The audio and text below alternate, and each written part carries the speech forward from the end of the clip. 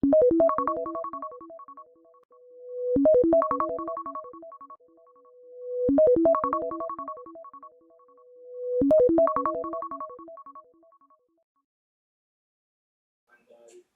actually umandal naka-schedule diyan Final Four, playoffs, Final Four, final. Sa gitna ng mega oil price hike, pinangangabahan ngayon ang posibleng pagbaba ng produksyon ng bigas sa bansa.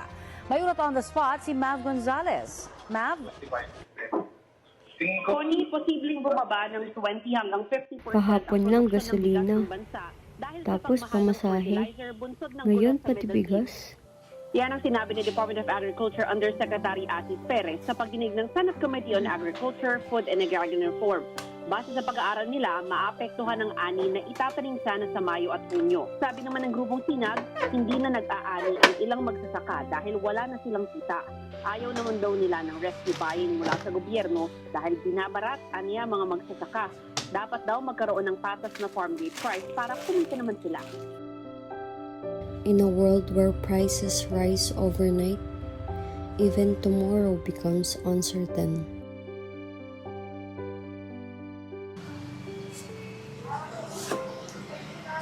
Pabili po. Ano yun? Itlog nga po, isa lang po. Isang itlog? Apa.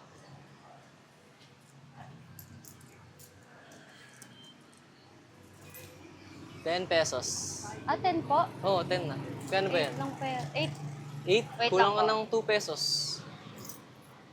Tumataas na kasi mga bilihin ngayon eh. Kaya nga po. Thank you! Salamat po.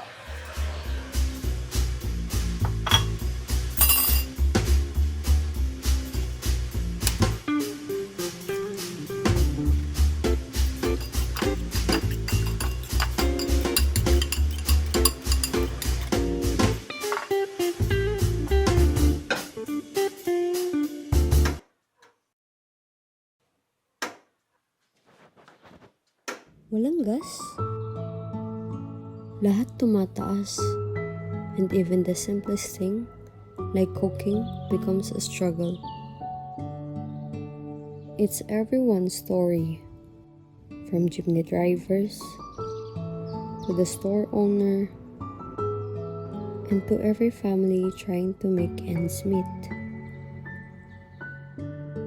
Sa pagtaas ng presyo, hindi lang gastusin ang nadadagdagan, kundi ang hirap ng bawat tao.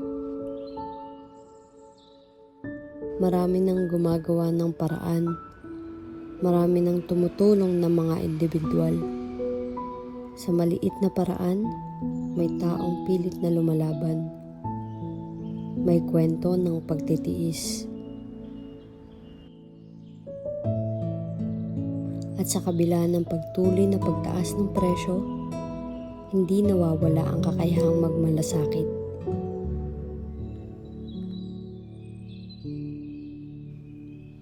Dahil minsan, ang pinakamaliit na tulong ang siyang pinakamalaking pag-asa.